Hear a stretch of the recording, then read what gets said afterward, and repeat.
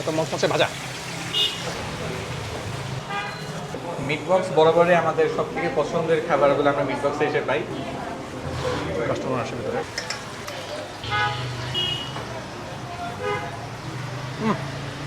Garlic sauce.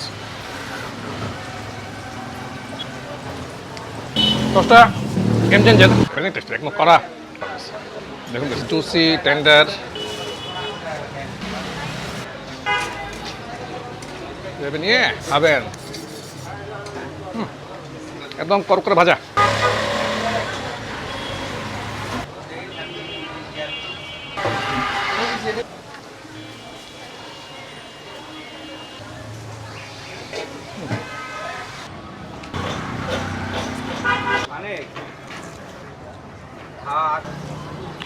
Garlic chicken.